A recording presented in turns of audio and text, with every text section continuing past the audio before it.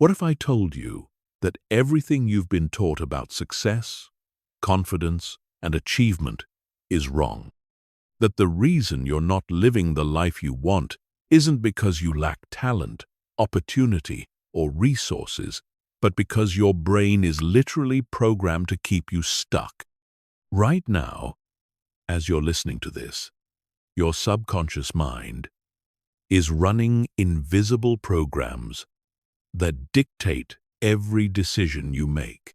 These programs control whether you take action or hesitate, whether you feel confident or insecure, whether you push forward or give up when things get hard.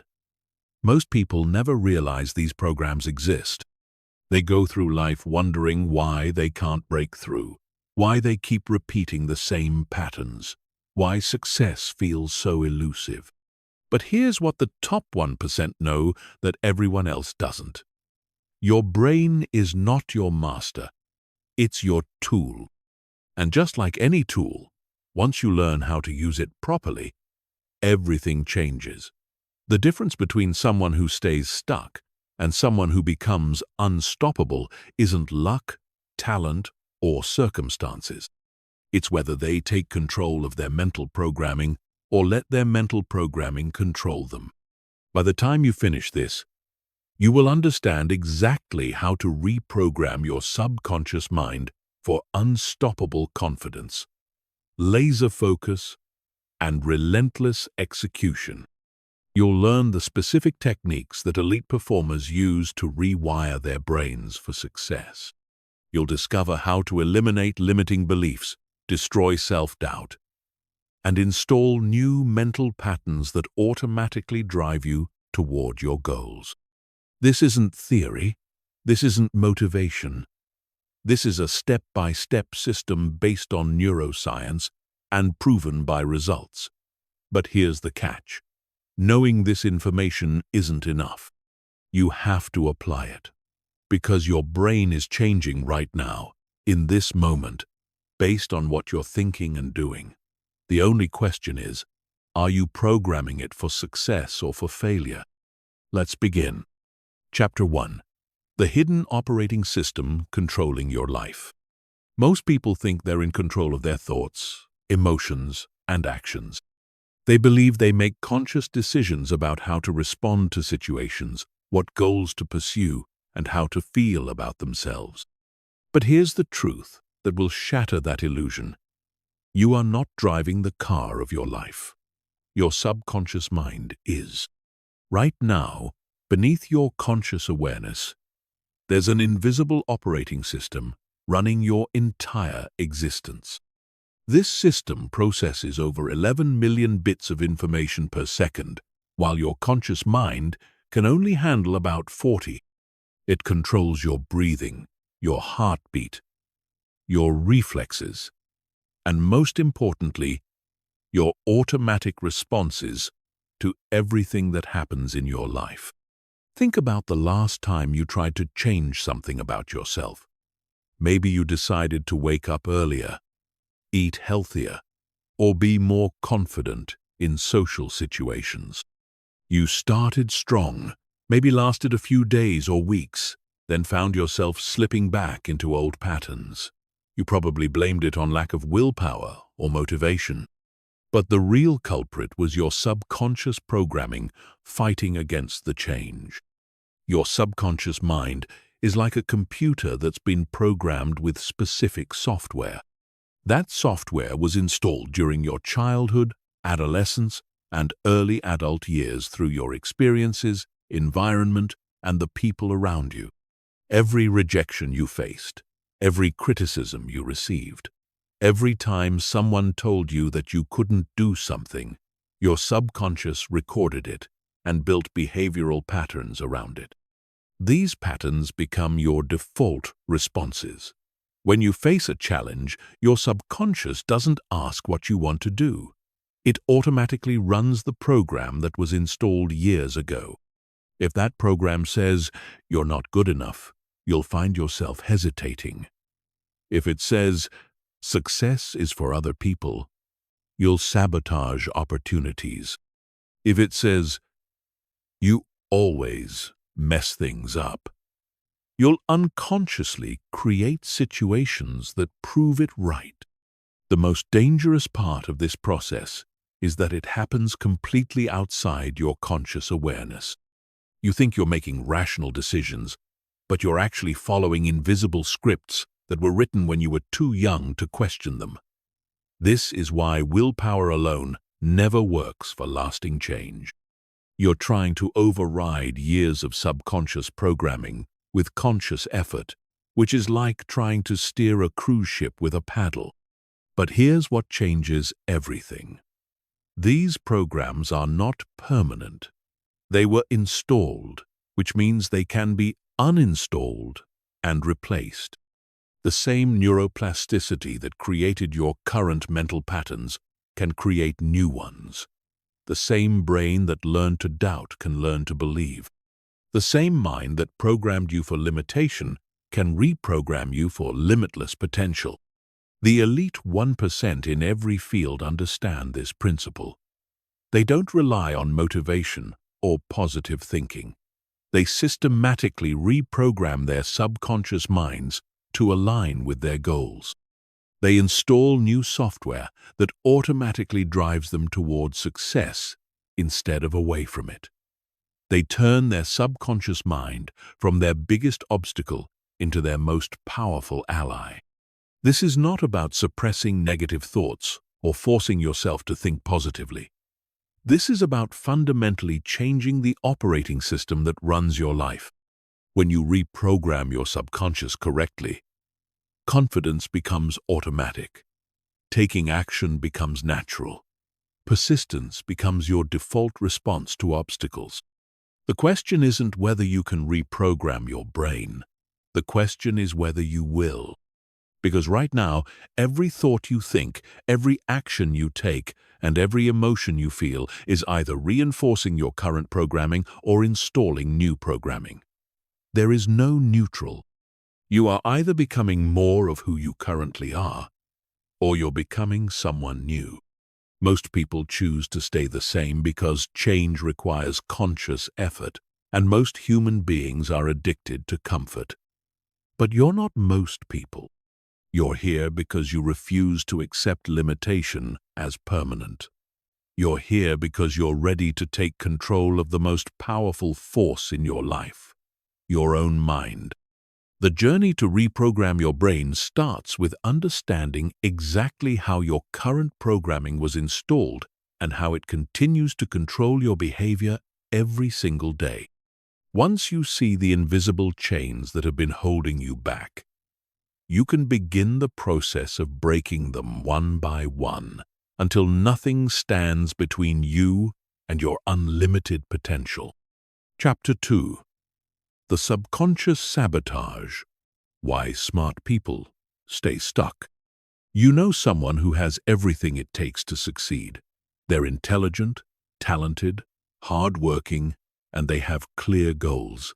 Yet somehow, they keep falling short. They start projects but don't finish them. They have great ideas but never execute them. They want to level up their life but somehow always end up back where they started. You might even be that person. This isn't a character flaw or a lack of ability.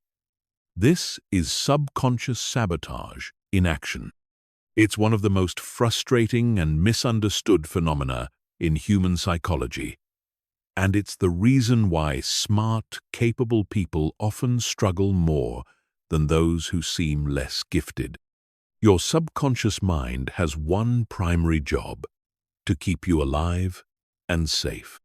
It interprets safe as familiar. Anything unfamiliar, even if it's good for you, triggers alarm bells in your subconscious because unfamiliar equals potentially dangerous. This made perfect sense when humans lived in caves and unfamiliar situations could literally kill you. But in today's world, this same mechanism keeps you trapped in mediocrity. Here's how it works. Every time you try to step outside your comfort zone, your subconscious interprets it as a threat to your survival. It floods your body with stress hormones, creates anxiety, fills your mind with doubt, and generates every excuse possible to pull you back to safety.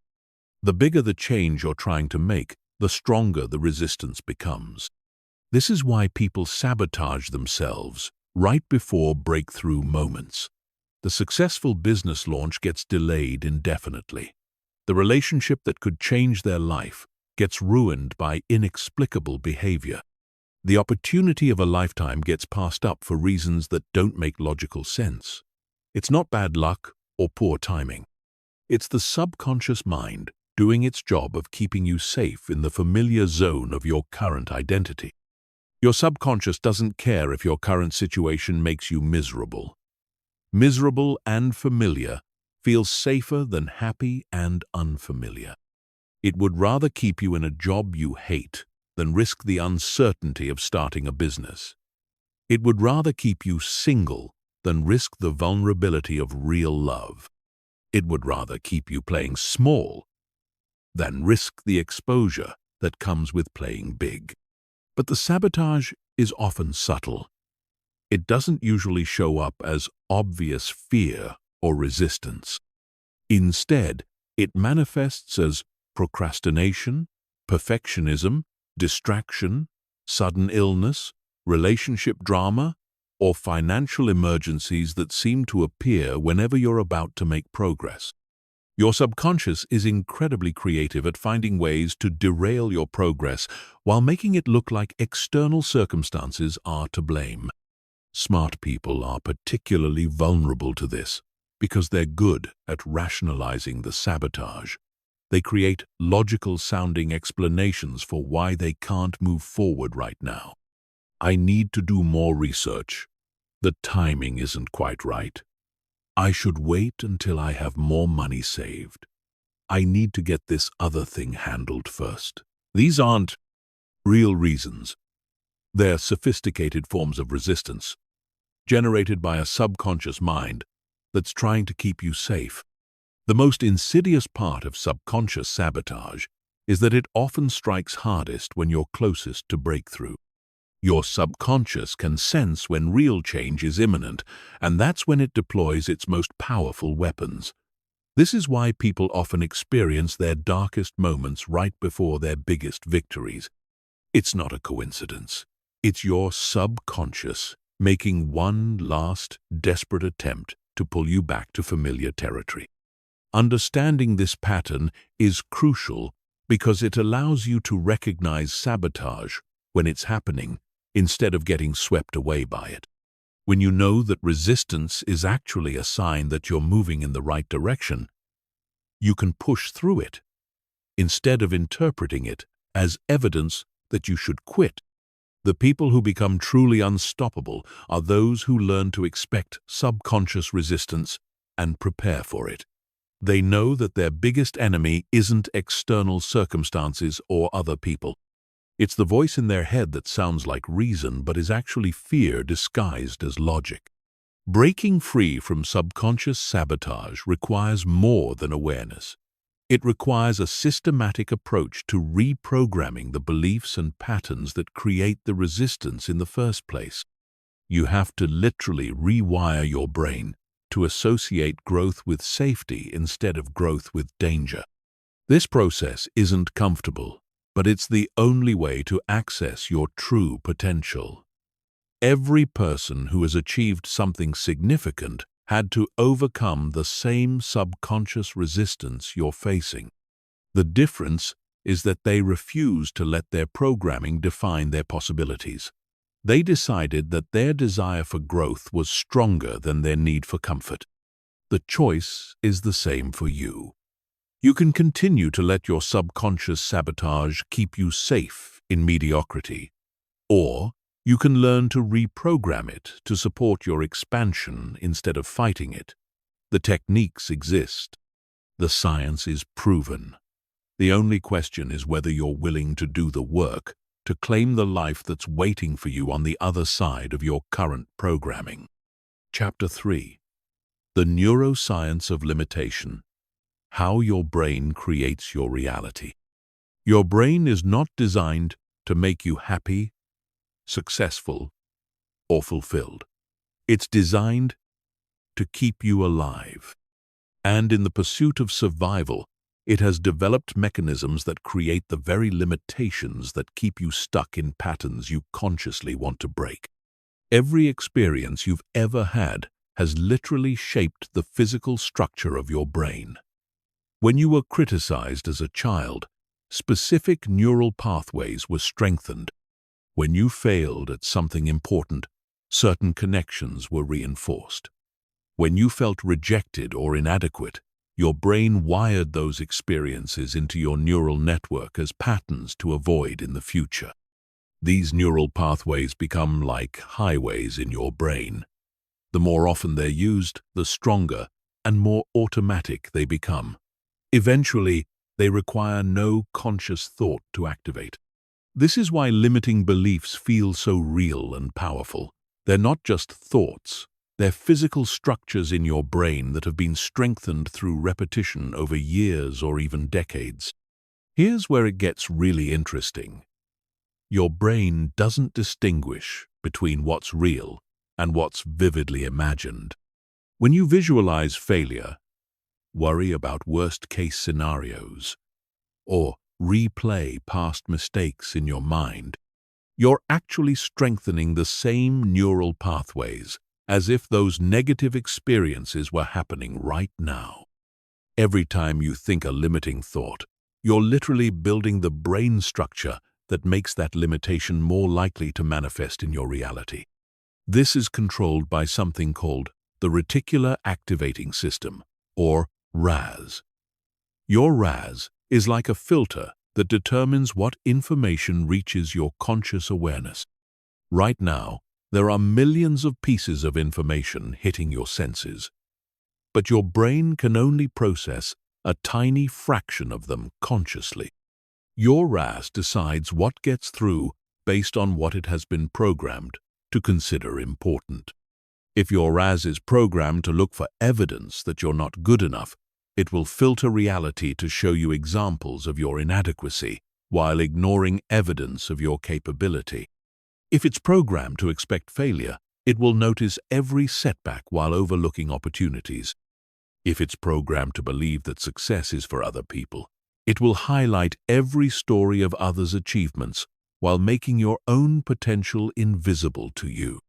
This filtering system is so powerful that it literally creates your subjective reality. Two people can experience the exact same situation and come away with completely different interpretations based on how their RAS is programmed. The pessimist sees problems everywhere, while the optimist sees opportunities in the same circumstances. Neither is wrong. They're both seeing what their brains have been trained to show them. The most successful people understand this principle and use it to their advantage. They deliberately program their RAS to look for opportunities, solutions, and evidence of their capabilities. They train their brains to filter reality in ways that support their goals rather than undermine them. This isn't positive thinking or self-deception. This is strategic brain programming based on how the mind actually works. But here's what most people don't realize. You're already programming your RAS every day through the thoughts you think, the content you consume, the conversations you have, and the environments you expose yourself to. The question isn't whether your brain is being programmed. The question is whether you're programming it intentionally or letting it be programmed by default. Default programming comes from your environment, your past experiences, and the collective unconscious patterns of the culture you live in. Most of these patterns are based on limitation, scarcity, and fear because those are the dominant frequencies in most people's consciousness. When you don't take conscious control of your mental programming, you automatically inherit these collective limitations as your own. Intentional programming requires you to become aware of what you're feeding your mind and make deliberate choices about the thoughts you think, the images you visualize, and the beliefs you reinforce. It means taking responsibility for the neural pathways you're strengthening every day and making sure they align with who you want to become rather than who you've been. The process of reprogramming your brain is like renovating a house while you're living in it. You can't just tear everything down at once. You have to systematically replace old structures with new ones while maintaining functionality. In brain terms, this means building new neural pathways while gradually weakening the old ones that no longer serve you. This process takes time and consistency, but the results are profound. When you successfully reprogram your brain, limiting beliefs lose their power over you. Fear becomes a signal rather than a stop sign. Obstacles become puzzles to solve rather than walls to stop you. Your automatic responses shift from protecting you from failure to driving you towards success. The science is clear. Your brain is constantly changing based on how you use it. Every thought you think, every image you visualize, and every action you take is either reinforcing your current limitations or building your future capabilities. The choice of which direction to go is always yours. But most people never realize they have this choice because they've never been taught how their brain actually works.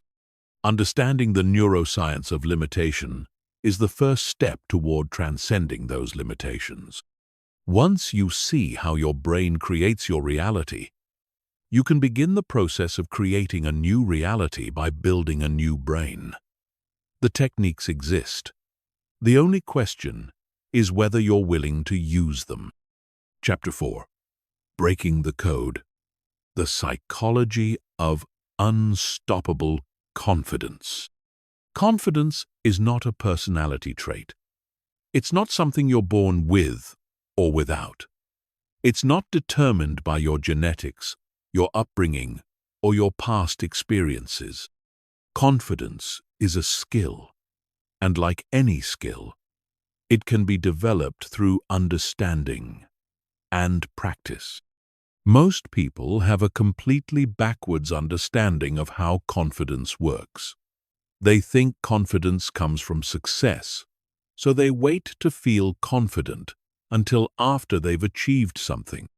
But this creates an impossible loop. You need confidence to take the actions that create success, but you're waiting for success to give you confidence. This is why most people stay stuck in hesitation and self-doubt. Real confidence works in the opposite direction. Confidence is what creates success, not what results from it. Every breakthrough in your life will happen because you chose to act before you felt ready, not because you waited until you felt capable. The people who seem naturally confident aren't more talented or lucky. They've simply learned to generate confidence internally rather than waiting for external circumstances to provide it. Here's the truth about confidence that changes everything. Confidence is not the absence of fear or doubt. Confident people feel the same fears and doubts as everyone else. The difference is that they've trained themselves to act in spite of those feelings rather than being paralyzed by them. They've learned to redefine confidence from feeling certain to taking action despite uncertainty. This distinction is crucial because it means you don't have to wait to feel confident to start acting confident. You can begin developing confidence immediately by practicing confident behaviors regardless of how you feel internally. Your brain will eventually catch up and align your internal state with your external actions. Confidence is built through a process called experiential learning. Every time you do something that scares you and survive the experience, you build evidence in your subconscious mind that you're more capable than you previously believed. Every time you take action despite fear, you strengthen the neural pathways associated with courage and weaken the pathways associated with avoidance. But here's where most people go wrong. They try to build confidence by taking on massive challenges that overwhelm their nervous system.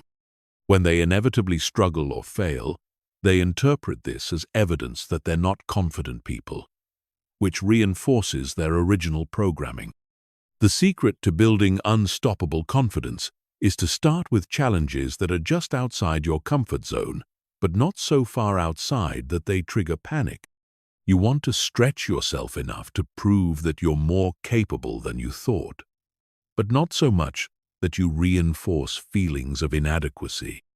This is called progressive exposure, and it's the same principle used to help people overcome phobias. You gradually expose yourself to increasingly challenging situations, building confidence and capability at each level before moving to the next. Each success becomes evidence that supports a new identity as someone who is brave, capable, and unstoppable. Your identity is the foundation of your confidence. If you see yourself as someone who is naturally insecure or socially awkward, your brain will work to keep your behavior consistent with that identity. But if you begin to see yourself as someone who is developing confidence through practice, every small, brave action becomes proof of your new identity. The most powerful confidence-building technique is called acting as if. You begin to act as if you're already the confident person you want to become. You stand like they would stand, speak like they would speak, and make decisions like they would make decisions. At first, this feels fake or uncomfortable because it doesn't match your internal programming. But your brain doesn't know the difference between an action you took because you felt confident and an action you took to develop confidence. It only registers the action and strengthens the neural pathways accordingly. This is why confident body language actually makes you feel more confident. It's why speaking up in meetings increases your sense of personal power. It's why taking on leadership roles develops leadership qualities. Your external actions literally rewire your internal programming. But confidence isn't just about taking bold action. True confidence also requires developing emotional resilience. This means learning to bounce back quickly from setbacks, criticism, and failures without letting them define your self-worth. Resilient people don't experience fewer problems than others. They just recover faster and maintain their sense of capability regardless of external circumstances. Emotional resilience is built by changing your relationship with failure and rejection. Instead of seeing them as evidence of your inadequacy, you learn to see them as information that helps you improve. Instead of taking them personally, you recognize them as normal parts of any growth process. Instead of letting them stop you, you use them as fuel to prove that you're tougher than your circumstances. The final component of unstoppable confidence is developing what psychologists call internal locus of control. This means believing that your actions have more influence over your outcomes than external circumstances do. People with internal locus of control take responsibility for their results and focus on what they can change rather than feeling victimized by what they can't control. When you combine progressive exposure, identity shifting, acting as if, emotional resilience, and internal locus of control, you create a confidence that isn't dependent on external validation or perfect circumstances. You develop an unshakable sense of your own capability that grows stronger with every challenge you face. This isn't about becoming arrogant or overconfident. True confidence is quiet and steady. It doesn't need to prove itself to others because it's not based on comparison or competition. It's based on an internal knowing that you can handle whatever life throws at you and that you're constantly growing in your ability to create the results you want. Building this level of confidence requires consistent practice and patience with the process. But once you develop it, it becomes your greatest asset. Confident people get more opportunities. build better relationships, earn more money, and create more impact. Because confidence is magnetic.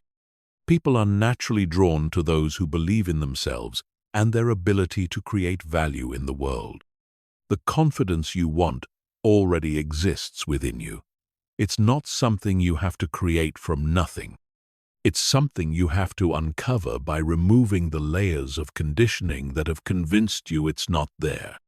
Every person who has ever achieved anything significant had to access this same inner confidence despite their circumstances, background, or past experiences. Chapter 5. The Identity Shift. Becoming the person who gets results. The most powerful force in human psychology is the need to remain consistent with how we see ourselves. Your identity is like a thermostat that automatically regulates your behavior to maintain alignment with who you believe you are. If you see yourself as someone who struggles with money, you'll unconsciously make financial decisions that keep you struggling. If you see yourself as someone who is unlucky in relationships, you'll sabotage connections that could lead to love. If you see yourself as someone who starts things but doesn't finish them, you'll find ways to quit just before breakthrough moments. This is why most attempts at change fail. People try to modify their behaviors without changing their identity. They want to act differently while continuing to see themselves the same way. But your behaviors will always snap back to match your identity like a rubber band returning to its original shape. The secret to permanent transformation is to change your identity first, then let your behaviors naturally align with who you've become. When you truly see yourself as a different person, acting differently doesn't require willpower. It becomes the natural expression of who you are. Identity change happens at the subconscious level, which means you can't just decide to see yourself differently and expect it to stick. Your subconscious mind needs evidence to support a new identity, and that evidence comes through repeated actions that prove you're becoming someone new. Here's how the process works. You start by deciding who you want to become, not just what you want to achieve. Instead of focusing on losing weight, you focus on becoming someone who treats their body with respect. Instead of focusing on making more money, you focus on becoming someone who creates value in the world. Instead of focusing on finding love, you focus on becoming someone who is worthy of love and capable of giving it. Once you've defined your new identity, you begin taking small actions that someone with that identity would take. You don't wait until you feel like that person. You act like that person first, and the feelings follow. Every time you act in alignment with your new identity, you're casting a vote for who you're becoming. Every time you act inconsistent with your old identity, you're casting a vote against who you used to be.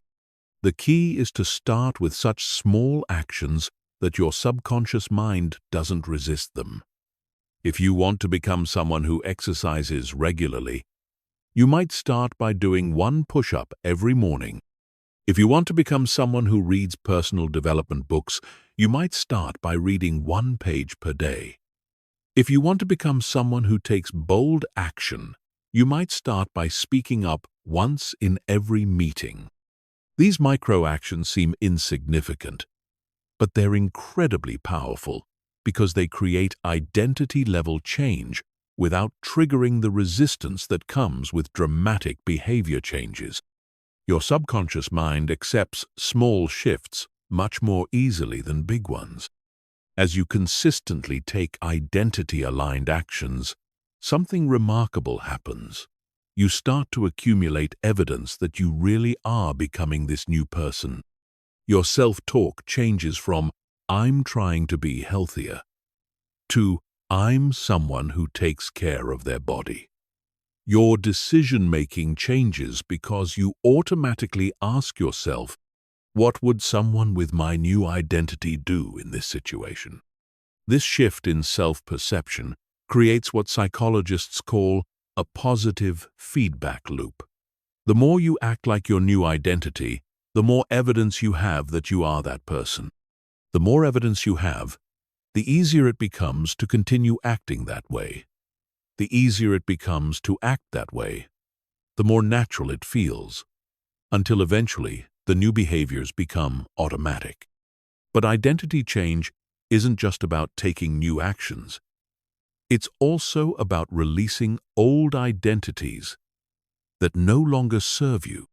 Most people cling to outdated versions of themselves because those identities feel familiar and safe, even when they're limiting.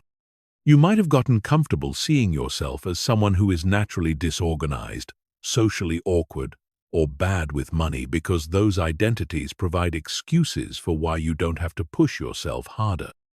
Releasing limiting identities requires grieving the loss of who you used to be. There's often a sense of sadness or loss when you let go of familiar patterns, even when those patterns were holding you back. This is normal and necessary. You can't become someone new without saying goodbye to who you used to be. The most successful people are masters of identity shifting. They don't just set goals and hope they achieve them. They systematically transform themselves into the type of person who naturally achieves those goals. They understand that sustainable change happens from the inside out, not from the outside in. This is why lottery winners often lose their money within a few years. Their external circumstances change dramatically, but their internal identity remained the same. Eventually, their behaviors aligned with their identity as someone who doesn't have money, and they unconsciously found ways to return to their familiar financial situation. Conversely, people who build wealth slowly and steadily rarely lose it because they've become someone who thinks, acts, and makes decisions like a wealthy person. Their wealth is an expression of their identity, not an accident or stroke of luck. The same principle applies to every area of life. Healthy people don't struggle to maintain their health because being healthy is part of who they are, not something they do. Confident people don't have to work to feel confident because confidence is part of their identity, not a state they try to achieve. Successful people don't have to force themselves to work hard because excellence is part of who they are, not something they do when they feel motivated. Identity shifting is the difference between temporary behavior change and permanent transformation. When you change your identity, you change your life at the source level. Everything else becomes a natural extension of who you've decided to become. The process requires patience because identity change happens gradually through consistent action over time. But once the shift occurs, maintaining your new reality becomes effortless because you're no longer fighting against your nature, you're expressing it. Chapter 6. The 5-second neural hijack. Overriding your default programming. Your brain makes decisions in microseconds, long before your conscious mind even realizes a choice needs to be made. Between the moment you recognize an opportunity and the moment you decide whether to act on it, there's a 5-second window where your entire future gets determined. In those 5 seconds, your subconscious programming either pushes you toward growth or pulls you back into comfort. Most people lose this battle before they even know it's happening. They feel the impulse to speak up in a meeting, but within seconds, doubt creeps in and they stay silent. They see an opportunity to introduce themselves to someone interesting, but hesitation wins and they let the moment pass. They know they should start working on their important project, but procrastination kicks in and they find something easier to do instead. This is your default programming in action.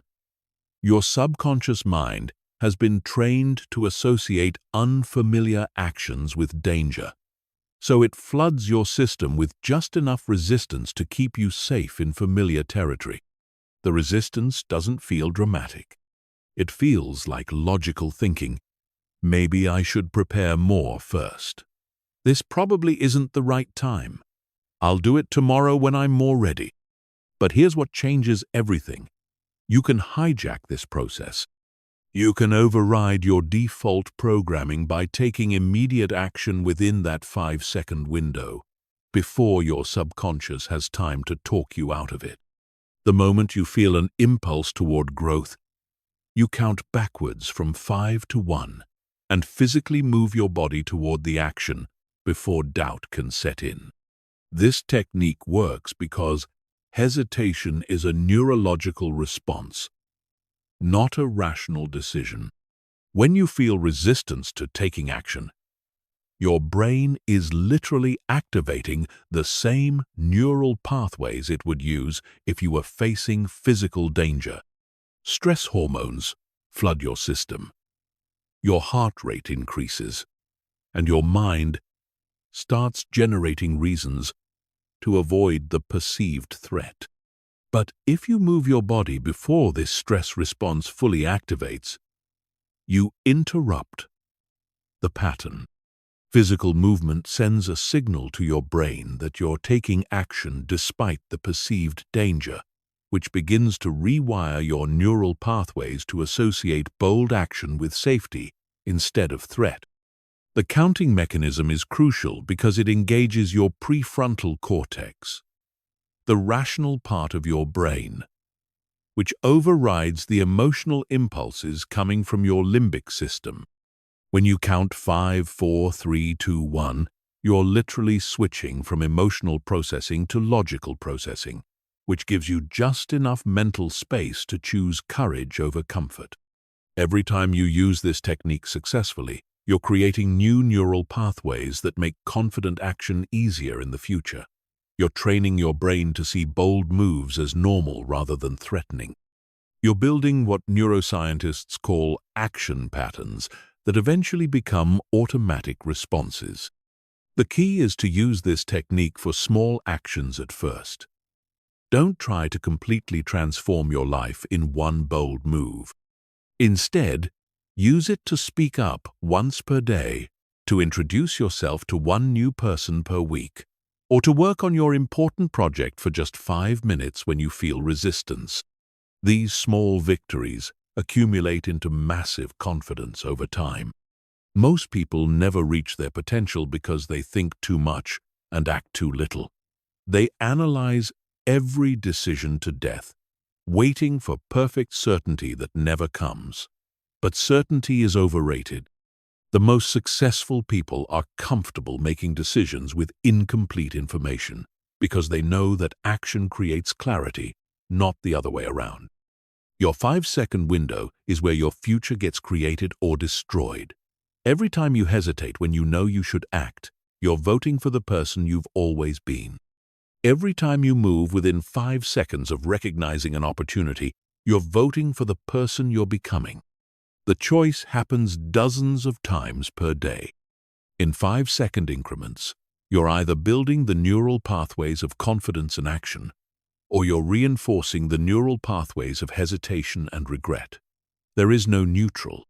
Every moment of hesitation makes the next hesitation more likely.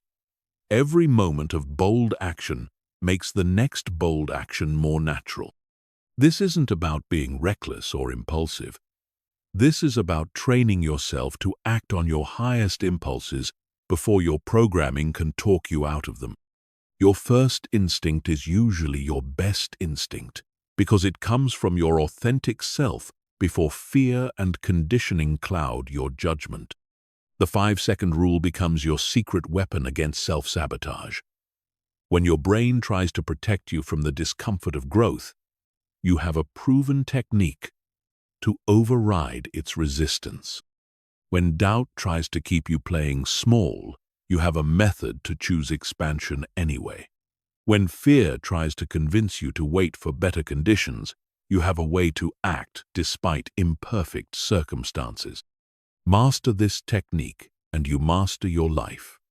Because success isn't about having perfect conditions or unlimited confidence. Success is about acting like the person you want to become, even when every part of you wants to stay the same. Chapter 7. The Subconscious Reprogramming Protocol. Installing new mental software.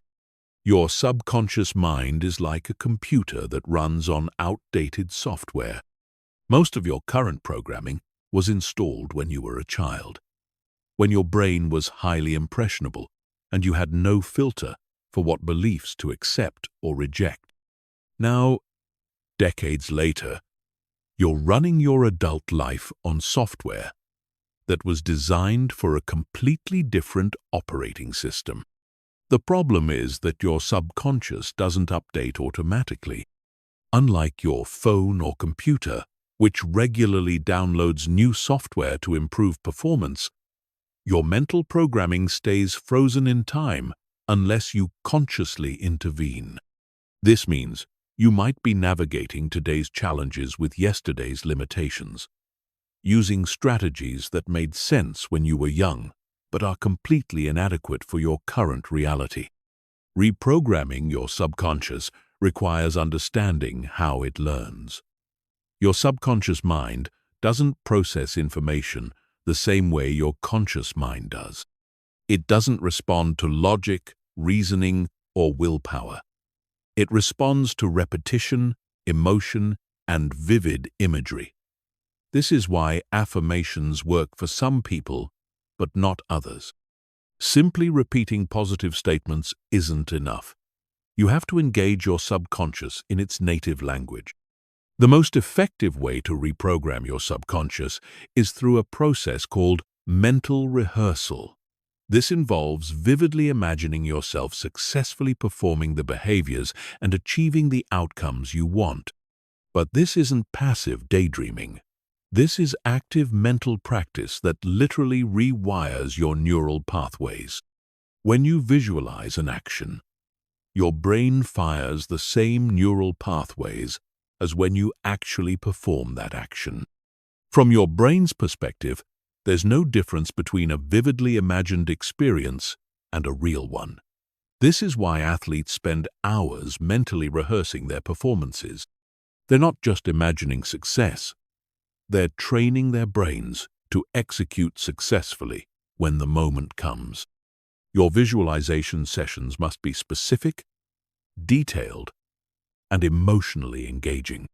Instead of generally imagining yourself being successful, you need to see yourself confidently walking into specific situations, handling particular challenges, and feeling specific emotions. The more detailed your mental rehearsal, the more effectively it programs your subconscious. But visualization alone isn't enough. You also need to use what psychologists call embodied learning. This means physically practicing the behaviors you want to become automatic. If you want to be more confident, you practice confident body language. If you want to be more decisive, you practice making quick decisions about small things. If you want to be more disciplined, you practice following through on tiny commitments. Your subconscious learns through pattern recognition. Every time you repeat a behavior, you're strengthening the neural pathway associated with that behavior. Eventually, the pathway becomes so strong that the behavior becomes automatic. This is how habits form. But it's also how you can deliberately create new, automatic responses. The key is consistency over intensity. It's better to practice your new programming for 10 minutes every day than for 2 hours once a week. Your subconscious needs constant reinforcement to accept new patterns as legitimate. Sporadic effort creates confusion, but consistent effort creates transformation. You also need to address the emotional component of your programming. Most limiting beliefs aren't just thoughts. They're thoughts with strong emotional charges attached to them. If you experienced rejection in childhood, the memory isn't just stored as information. It's stored with all the emotions you felt at the time. When similar situations arise in your adult life, those old emotions get triggered automatically. To reprogram these emotional patterns, you need to create new emotional experiences that contradict your old programming. If your subconscious believes that taking risks leads to rejection, you need to take small risks that lead to positive outcomes. If your subconscious believes that you're not capable of success, you need to accumulate evidence of your capability through incremental victories. This process requires patience because you're literally rewiring decades of mental conditioning. Your old programming didn't develop overnight, and it won't disappear overnight. But with consistent effort, you can create new neural pathways that are stronger than your old ones. The most powerful reprogramming happens during the theta brainwave state, which occurs naturally right before you fall asleep and right after you wake up. During these periods, your conscious mind is less active and your subconscious is more receptive to new programming. This is the optimal time for visualization, affirmations, and identity work. Many people give up on subconscious reprogramming because they expect immediate results. But neuroplasticity is a gradual process. You might not notice changes for several weeks, then suddenly realize that you're automatically responding differently to situations that used to trigger your old patterns. The goal isn't to completely eliminate your old programming. The goal is to install new programming that's stronger and more aligned with who you want to become. Your old patterns may still exist in your neural network, but they become dormant while your new patterns become dominant. Once your new programming is fully installed, maintaining it becomes effortless. You don't have to think about being confident, disciplined, or successful. These qualities become automatic expressions of who you are at the subconscious level. This is the difference between people who struggle to maintain positive changes and people who seem to effortlessly operate at high levels. The struggling people are using willpower to override their programming. The successful people have reprogrammed their subconscious to support their goals automatically. Chapter 8. The Fear Immunity System. Turning anxiety into rocket fuel. Fear is not your enemy. It's your navigation system. But most people have been taught to avoid fear, suppress it, or wait for it to go away before taking action. This approach turns fear into a prison that keeps you trapped in your comfort zone, watching your dreams from a distance while life passes you by. The most successful people in the world have a completely different relationship with fear. They don't feel less fear than everyone else. They feel fear and use it as fuel for action rather than an excuse for inaction. They've developed what I call fear immunity. Not the absence of fear, but the ability to function at peak performance while fear is present. Fear immunity is a learnable skill.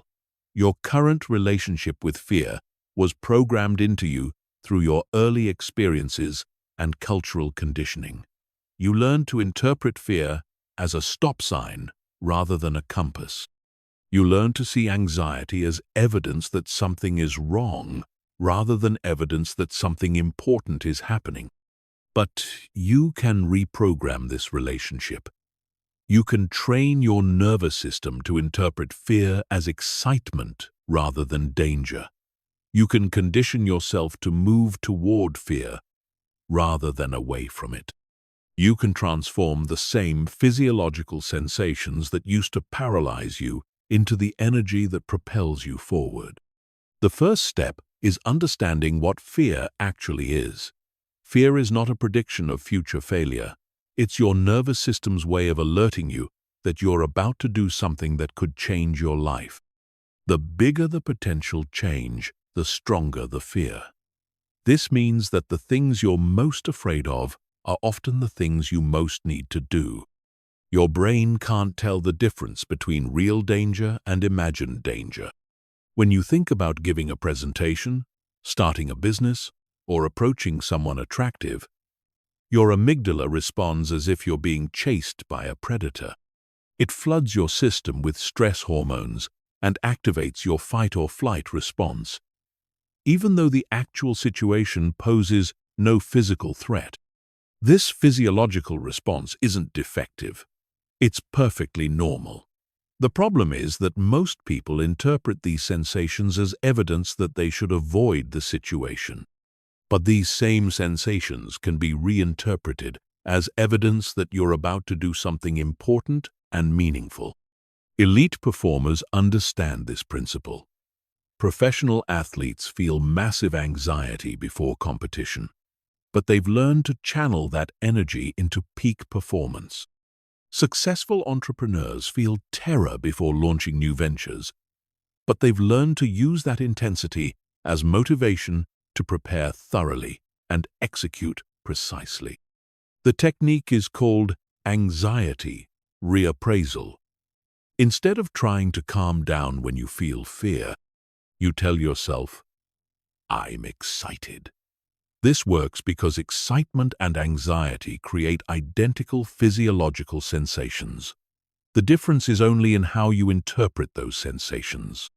When you reframe anxiety as excitement, you maintain the same energy level while shifting from a negative emotional state to a positive one. But reappraisal is just the beginning. True fear immunity requires systematic desensitization. This means deliberately exposing yourself to progressively larger fears until your nervous system learns that survival doesn't depend on staying in your comfort zone. You start with fears that create moderate anxiety, speaking up in a meeting, trying a new restaurant alone, or posting something personal on social media. You expose yourself to these situations repeatedly until they no longer trigger significant anxiety. Then you move on to bigger fears, building your tolerance gradually like a muscle. Each time you face a fear and survive the experience, you're creating new neural pathways that associate courage with safety rather than danger. You're building what psychologists call mastery experiences, memories of successfully handling challenging situations that your brain can reference when facing future challenges. The key is to approach fear with curiosity rather than resistance. When you feel afraid, instead of asking, "How can I avoid this?" ask, "What is this fear trying to teach me?" Instead of seeing fear as evidence of weakness, see it as evidence that you're pushing beyond your current limitations. Most people live their entire lives within the boundaries of their original comfort zone, never discovering what they're truly capable of. They mistake their comfort zone for their capability zone, not realizing that their greatest potential lies on the other side of their greatest fears. Fear immunity doesn't mean becoming reckless or ignoring genuine dangers. It means developing the ability to distinguish between real threats and imaginary ones, then acting courageously in the face of imaginary threats while taking appropriate precautions against real ones. The goal is to reach a state where fear becomes information rather than instruction. You feel the fear, acknowledge what it's telling you, then make decisions based on your values and goals rather than your anxieties and insecurities. When you develop true fear immunity, you gain access to a level of personal power that most people never experience. You can pursue opportunities that others are too afraid to even consider. You can take risks that others view as impossible. You can create a life that others admire but would never dare attempt themselves. This transformation doesn't happen overnight, but it happens faster than most people expect. With consistent practice, you can develop significant fear immunity within months rather than years. The key is to start where you are and systematically expand your courage, zone one fear at a time. Remember, on the other side of your fear is everything you want. Your dreams aren't hiding in your comfort zone. They're waiting for you in the space that currently feels scary and uncertain. Fear immunity is your ticket to that space. Chapter 9. The Mental Fortress. Building unshakable psychological resilience. Life will test you. It will challenge your beliefs, question your resolve, and push you to your breaking point. The difference between people who thrive and people who merely survive isn't the absence of adversity in their lives. It's their ability to remain psychologically strong, regardless of external circumstances. Most people's mental state fluctuates based on what's happening around them. When things go well, they feel confident and optimistic. When things go poorly, they feel defeated and hopeless. This makes them vulnerable to every setback, criticism, and unexpected challenge that life throws their way. But there's another way to live. You can develop what I call a mental fortress, an unshakable psychological foundation that remains stable regardless of external turbulence. This isn't about becoming emotionally numb or disconnected from reality. This is about building the internal strength to handle whatever comes while maintaining your sense of purpose and self-worth. The foundation of psychological resilience is understanding the difference between what you can control and what you can't. Most people waste enormous mental energy trying to control things that are completely outside their influence. Other people's opinions, unexpected events, past mistakes, or future uncertainties. This creates anxiety, frustration, and a constant sense of powerlessness. Resilient people focus exclusively on what they can control: their thoughts, their actions, their responses, and their decisions. They don't ignore external circumstances, but they don't let external circumstances determine their internal state. They operate from a place of personal agency rather than victimhood. This shift in focus creates what psychologists call internal locus of control. Instead of feeling like life happens to them, they recognize that they happen to life. Instead of being reactive, they become proactive. Instead of being victims of circumstance, they become architects of their experience. Building psychological resilience requires training your mind like an athlete trains their body. You don't just hope you'll be strong when challenges arise. You systematically prepare for adversity by exposing yourself to controlled stress and practicing recovery techniques. One of the most powerful resilience-building practices is called stress inoculation. This involves deliberately putting yourself in mildly stressful situations so you can practice maintaining composure under pressure. You might take cold showers to practice staying calm when uncomfortable. You might do public speaking to practice performing when anxious. You might take on challenging projects to practice persevering when things get difficult. Each time you successfully navigate a stressful situation, you're building evidence in your subconscious mind that you can handle adversity. You're creating what researchers call resilience resources, memories of successfully coping with challenges that your brain can reference when facing future difficulties. But resilience isn't just about handling stress. It's also about recovering quickly from setbacks. Resilient people don't experience fewer failures than others. They just bounce back faster and extract more learning from each experience. The key to rapid recovery is developing emotional regulation skills.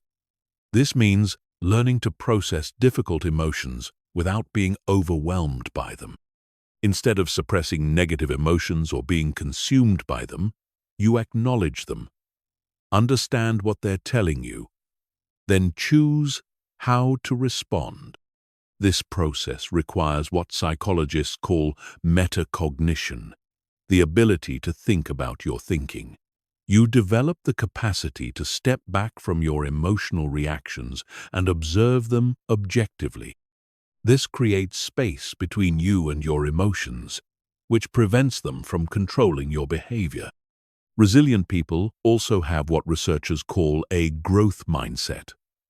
They see challenges as opportunities to develop rather than threats to avoid. They interpret setbacks as feedback rather than failures. They view criticism as information rather than attacks on their character. This mindset shift is crucial because it changes how your brain processes adversity. Instead of activating threat detection systems that trigger fight-or-flight responses, challenges activate learning systems that promote adaptation and growth. The same situation that would overwhelm someone with a fixed mindset becomes fuel for development in someone with a growth mindset. Another key component of psychological resilience is having a clear sense of purpose. When you know why you're doing what you're doing, temporary setbacks become less significant. Your purpose provides context that helps you see challenges as part of a larger journey rather than evidence that you should quit. Purpose also provides what Viktor Frankl called meaning-making capacity. Even in difficult circumstances, you can find significance and value in your experience. This doesn't mean being grateful for suffering, but it means extracting wisdom and strength from whatever situation you find yourself in. The most resilient people also understand the importance of community and support systems. They don't try to handle everything alone. They build networks of relationships that provide encouragement, advice, and practical assistance when needed. They're not afraid to ask for help when appropriate, and they're willing to offer help to others in return. Building a mental fortress isn't about becoming invulnerable to life's challenges. It's about developing the capacity to remain centered and purposeful regardless of external circumstances. It's about creating an inner stability that allows you to navigate turbulence without losing your direction. This level of resilience becomes your greatest competitive advantage. While others are paralyzed by uncertainty or overwhelmed by pressure, you remain clear, focused, and effective. While others are derailed by setbacks, you adapt and continue moving forward. While others are consumed by anxiety about the future, you remain present and proactive. The techniques exist to build this level of psychological strength. The only question is whether you're willing to do the work to develop it. Because in a world full of uncertainty and challenge, mental resilience isn't just an advantage. It's a necessity for anyone who wants to create something meaningful with their life. Chapter 10. The Focus Algorithm. Training your mind for laser, sharp concentration. In today's world, your ability to focus is your greatest competitive advantage. While everyone around you is distracted, scattered, and operating at the surface level of their capability, deep focus allows you to produce extraordinary results in less time with higher quality than people who are constantly multitasking. But focus isn't just about productivity. Focus is about accessing flow states, where you perform at levels that surprise even yourself. It's about developing the mental discipline to pursue long-term goals despite short-term temptations. It's about training your mind to be fully present in whatever you're doing, rather than constantly pulled in multiple directions. Most people have completely destroyed their ability to focus without even realizing it. They've trained their brains to crave constant stimulation and instant gratification. They can't sit through a movie without checking their phone. They can't read a book for more than a few minutes without getting restless. They can't work on important projects without being pulled toward easier, more immediately rewarding activities. This isn't a character flaw. This is the predictable result of living in an environment designed to fracture your attention. Social media algorithms are specifically engineered to be addictive. News cycles are designed to create anxiety that keeps you checking for updates. Entertainment platforms use sophisticated psychological techniques to keep you consuming content rather than creating value. Every time you give in to these distractions, you're weakening your focus muscle. Every time you switch between tasks, you're training your brain to be scattered. Every time you choose immediate gratification over long-term benefit, you're programming yourself for mediocrity. But you can reverse this process. Focus is a skill that can be developed through deliberate practice. The same neuroplasticity that allowed distractions to hijack your attention can be used to rebuild your concentration abilities. The first step is understanding how attention actually works. Your brain has two attention systems: focused attention and diffuse attention. Focused attention is like a laser beam that allows you to concentrate intensely on specific tasks. Diffuse attention is like a floodlight that allows you to make broad connections and generate creative insights. Both systems are important, but most people spend too much time in diffuse mode and not enough time in focused mode. They're constantly switching between different inputs without ever going deep on any single task. This creates the illusion of productivity, while actually preventing you from producing anything of real value. High performers alternate deliberately between focused and diffuse modes. They spend concentrated blocks of time in deep focus, then take breaks that allow their minds to wander and make connections.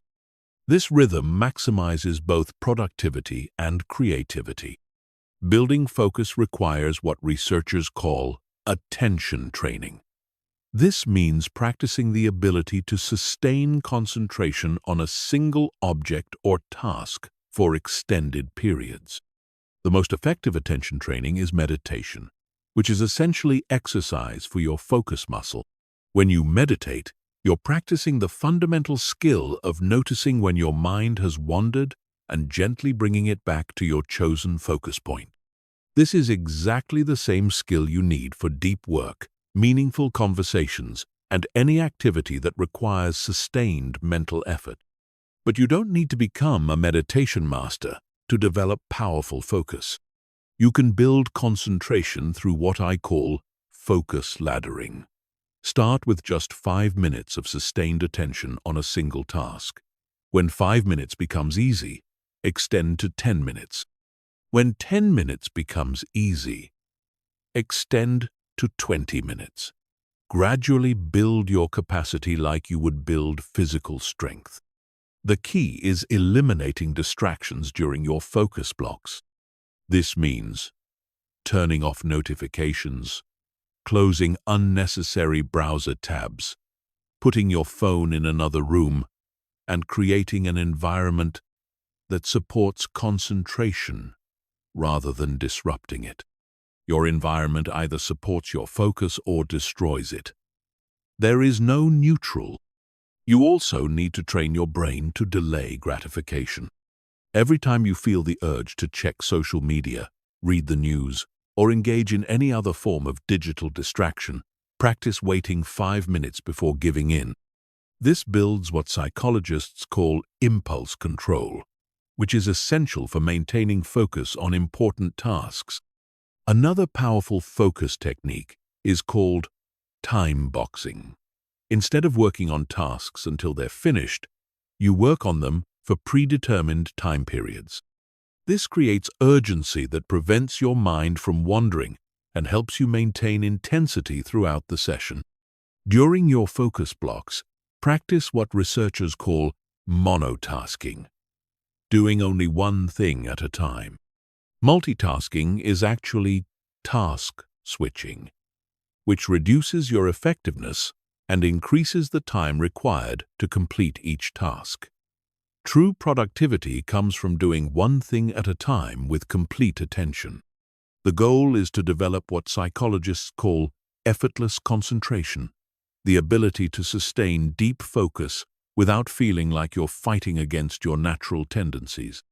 This happens when your focus practices become habits, and your brain adapts to longer periods of sustained attention.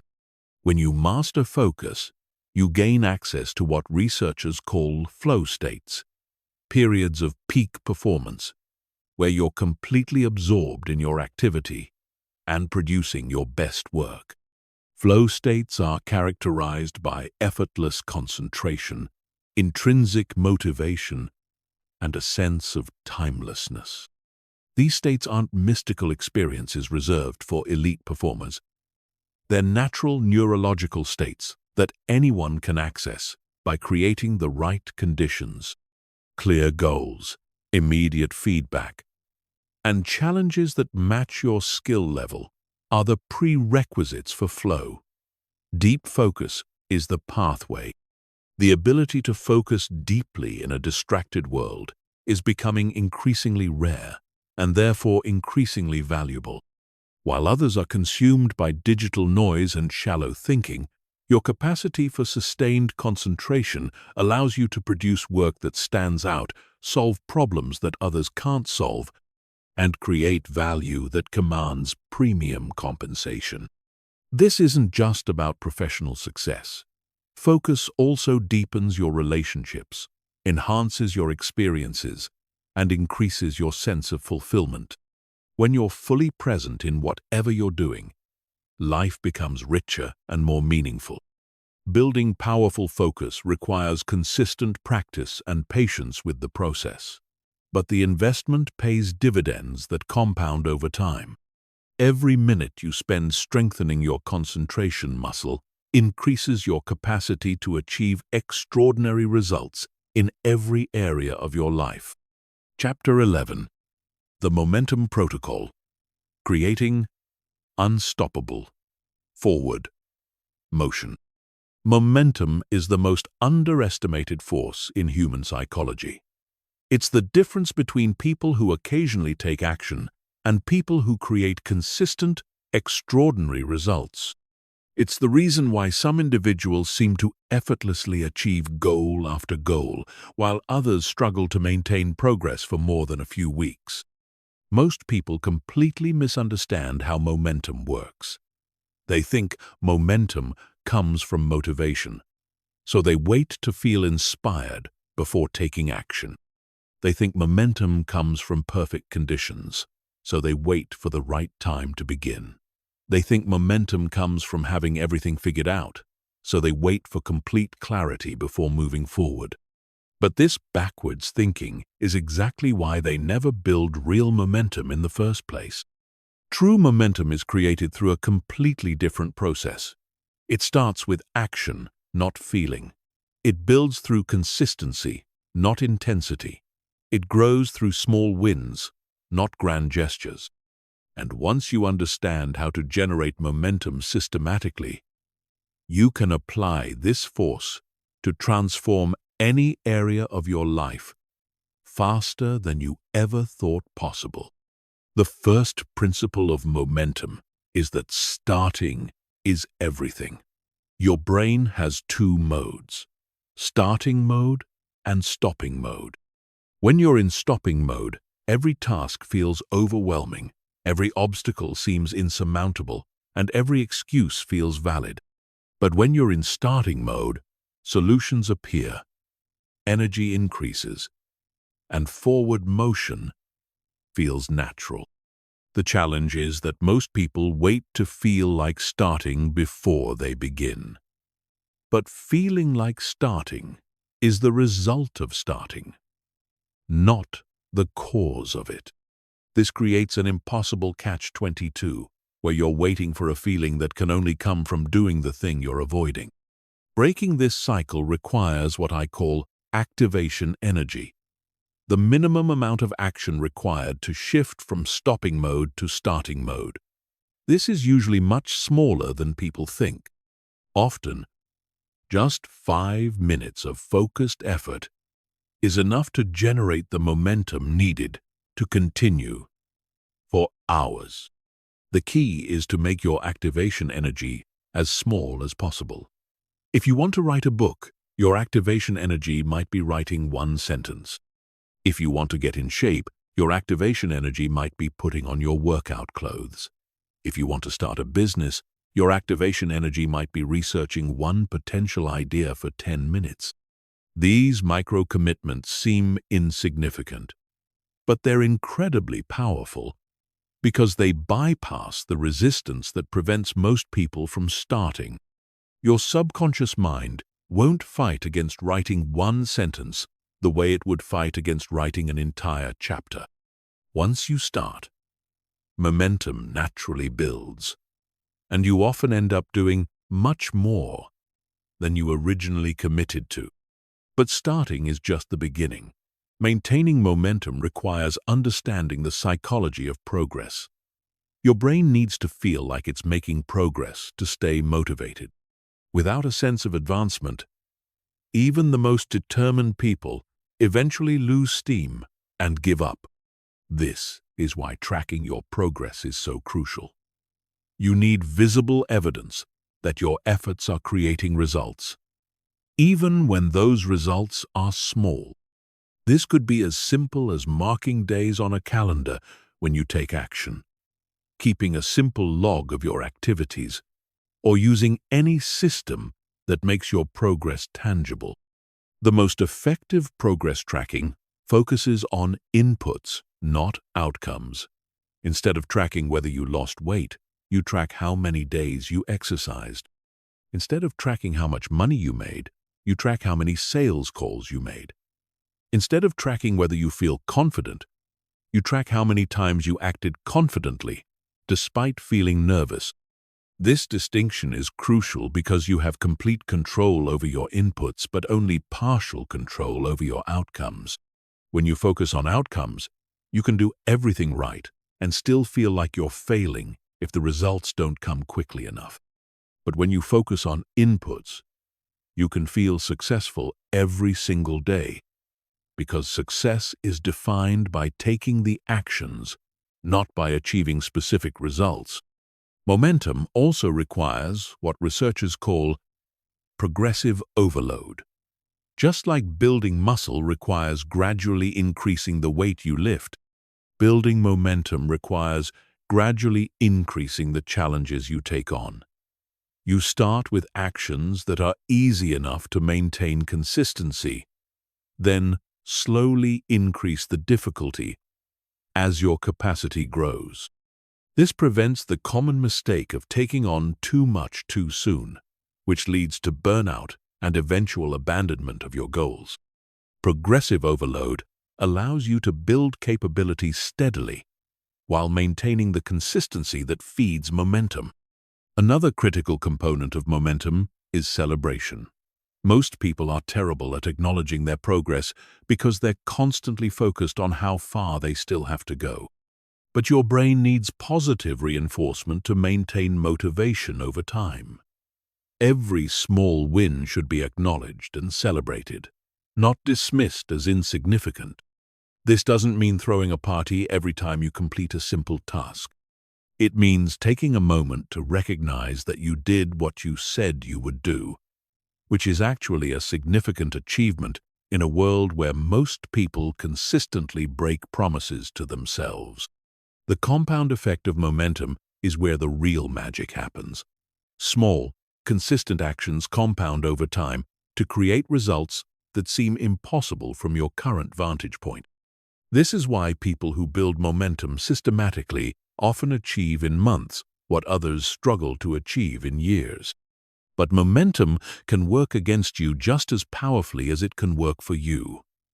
Every day you don't take action toward your goals, you're building momentum in the opposite direction. You're strengthening neural pathways associated with procrastination, avoidance, and giving up. You're programming your subconscious to expect failure rather than success. This is why consistency is more important than intensity. It's better to take small actions every day than to take massive action once per week. Daily action builds forward momentum, while sporadic action builds a pattern of inconsistency that your brain interprets as evidence that you're not serious about your goals. The goal is to reach what I call momentum escape velocity, the point where maintaining progress becomes easier than stopping progress. This happens when your new behaviors become habits and your identity shifts to align with someone who naturally takes consistent action toward their goals. Once you reach escape velocity, momentum becomes self-sustaining. You don't have to force yourself to take action because action becomes your default response. You don't have to motivate yourself to continue because continuing feels more natural than quitting. You don't have to discipline yourself to maintain progress because progress becomes automatic. This transformation doesn't happen overnight, but it happens faster than most people expect. With the right system and consistent application, you can build significant momentum within weeks and reach escape velocity within months. The momentum protocol is simple but not easy. It requires you to start before you feel ready, continue when you don't feel like it, and trust the process even when progress feels slow. But once you experience the power of true momentum, you'll never want to live without it again. Remember, every moment, you're either building momentum toward your goals or building momentum away from them. There is no neutral. The choice of which direction to build momentum is always yours, but the choice must be made through action, not intention. Chapter 12. The Elite Performance Matrix. Operating at peak mental capacity. There's a reason why some people seem to effortlessly operate at levels that others find exhausting to even imagine. They're not more talented, luckier, or genetically superior. They've learned to access and sustain peak mental states that allow them to perform at their highest capacity consistently rather than occasionally. Most people experience peak performance randomly. They have moments of extraordinary focus, creativity, or execution, but they can't predict when these states will occur or deliberately create them. This leaves them at the mercy of their circumstances, hoping that inspiration will strike when they need it most. Elite performers take a completely different approach. They understand that peak states are not accidents or gifts from the universe. They're the predictable result of specific mental, physical, and environmental conditions. And once you know how to create these conditions systematically, you can access your highest levels of performance on demand. The foundation of elite performance is understanding the neuroscience of optimal functioning. Your brain has different states of activation that are suited for different types of activities. The same mental state that's perfect for creative brainstorming is terrible for detailed execution. The same mental state that's ideal for learning new information is ineffective for making critical decisions under pressure. Most people never learn to match their mental state to their current task. They try to be creative when they're in analytical mode, attempt detailed work when they're in big-picture mode, or make important decisions when they're in reactive mode. This mismatch between mental state and task requirements is why so many people struggle to perform at their potential, despite having the necessary skills and knowledge. Elite performers have mastered what I call state management. They know how to deliberately shift their mental state to match whatever they need to accomplish. They can move from calm and reflective to intense and focused within minutes. They can shift from analytical and precise to creative and expansive based on what the situation requires. This ability comes from understanding the specific triggers that create different mental states. Certain breathing patterns activate your parasympathetic nervous system and create calm focus. Certain types of music stimulate your brain's reward centers and increase motivation. Certain physical postures send signals to your brain that increase confidence and reduce anxiety. The key is developing a personalized toolkit of state-changing techniques that work reliably for you. This might include specific visualization exercises that generate confidence, particular breathing patterns that create calm focus, certain types of physical movement that increase energy, or specific mental routines that activate peak performance states. But state management is just one component of elite performance. You also need to understand the rhythm of peak capacity. Your brain doesn't function at the same level throughout the day. There are natural cycles of high and low mental energy that you can either work with or fight against. Most people fight against their natural rhythms. They try to do their most important work when their brain is in low energy mode, then wonder why they struggle to produce quality results. They attempt creative work when their mind is naturally suited for analytical tasks, then get frustrated when inspiration doesn't come. Elite performers map their natural energy cycles and align their most important work with their periods of peak mental capacity. They do their most challenging cognitive work when their brain is naturally sharp, handle routine tasks during their low energy periods, and schedule creative work when their mind is most open to new possibilities. This requires tracking your mental energy levels for several weeks to identify your personal patterns. Most people discover that they have 2-3 periods of peak mental capacity per day, usually lasting 90, 120 minutes each. These windows represent your most valuable mental real estate, and protecting them becomes crucial for sustained high performance. But energy management alone isn't enough. Elite performance also requires what researchers call cognitive load optimization. Your brain has limited processing capacity, and every decision, distraction, or mental task consumes some of that capacity. When your cognitive load exceeds your available capacity, your performance degrades rapidly. This is why elite performers are obsessive about eliminating unnecessary decisions and distractions from their high-performance periods. They create systems and routines that reduce the mental energy required for basic tasks, freeing up cognitive capacity for their most important work. They might wear the same type of clothing every day to eliminate wardrobe decisions. They might eat the same breakfast to avoid decision fatigue.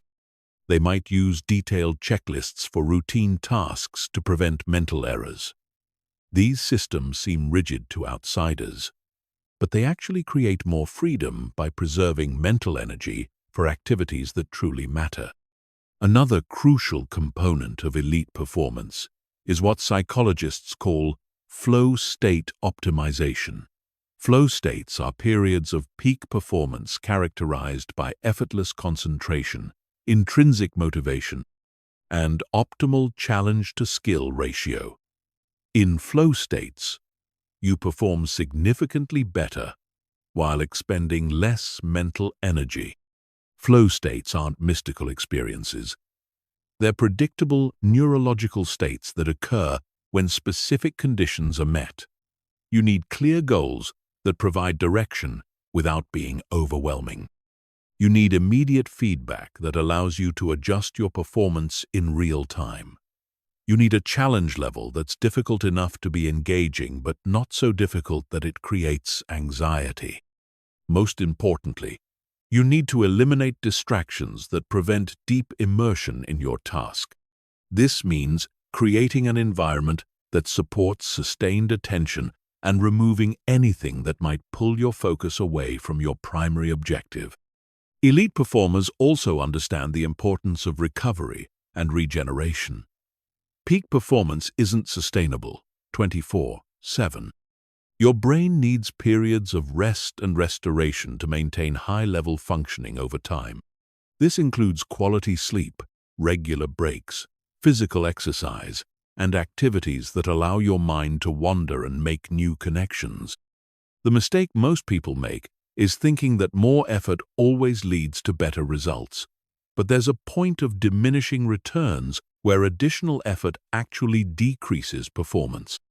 Elite performers know how to find the optimal balance between intensity and recovery that maximizes their long-term capacity. They also understand the power of visualization and mental rehearsal. Before important performances, they spend time mentally practicing their desired outcomes. This isn't wishful thinking. It's actual performance preparation that primes their neural pathways for success. When you visualize performing successfully, your brain activates the same neural circuits it would use during actual performance. This creates what researchers call embodied cognition. Your brain prepares to execute the behaviors you've mentally rehearsed.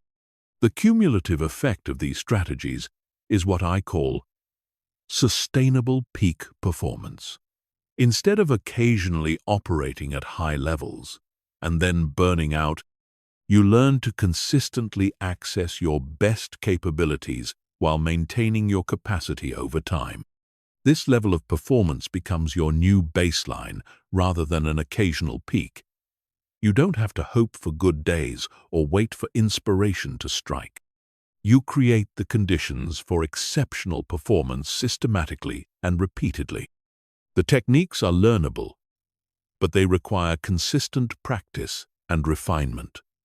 Elite performance isn't a destination you reach once. It's a continuous process of optimizing your mental, physical, and environmental conditions for sustained excellence. Most people never reach their true performance potential because they leave it to chance rather than developing it systematically. But once you understand the principles and commit to implementing them consistently, you gain access to levels of capability that most people never imagine possible. Chapter 13. The Reality Reconstruction System. Rewriting your life story. Your life is not happening to you. It's being created by the story you tell yourself about who you are, what's possible for you, and what your experiences mean. This story feels like objective reality, but it's actually a subjective interpretation that you've been unconsciously constructing and reinforcing for years. The problem is that most people are living out stories that were written when they were too young to question them. These stories were shaped by their family dynamics, early experiences, cultural conditioning, and random events that happened to occur during their formative years. Now, as adults, they're still operating from these outdated narratives that no longer serve their highest potential. But here's what changes everything. You have the power to rewrite your story. You can examine the narratives that have been unconsciously directing your life, identify which ones are limiting your potential, and deliberately construct new stories that align with who you want to become. This isn't about positive thinking or self-deception. This is about recognizing that all stories are constructions, including the one you currently believe about yourself. And if you're going to live in a story anyway, it might as well be one that empowers you rather than limits you. The first step in story reconstruction is becoming aware of your current narrative. Most people are completely unconscious of the stories they're living in. These stories operate like invisible software, shaping their perceptions and behaviors without their awareness. Your current story might sound like, "I'm someone who struggles with money because that's just how my family has always been." Or, "I'm not the type of person who takes big risks because I've been hurt too many times before." Or, "Success is for other people because I don't have the advantages they have." These stories feel true because you've been collecting evidence to support them for years. Your brain's reticular activating system has been filtering reality to show you examples that confirm your existing narrative while ignoring evidence that contradicts it. This creates a self-reinforcing cycle where your story becomes your reality, which reinforces your story, which shapes your reality. But stories are not facts. They're interpretations. And interpretations can be changed. The same experiences that led to one story can be reinterpreted to support a completely different narrative. The rejection that created a story about not being good enough can be reframed as preparation for developing resilience. The failure that created a story about not being capable can be reinterpreted as valuable learning that increased your expertise. Rewriting your story begins with what I call narrative archaeology. You examine your life experiences to understand how your current story was constructed. You identify the key events that shaped your self-concept and the meanings you assigned to those events. You recognize that the meanings were choices, not inevitable conclusions.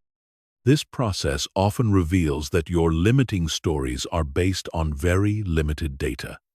A few negative experiences or critical comments became the foundation for sweeping conclusions about your capabilities and potential.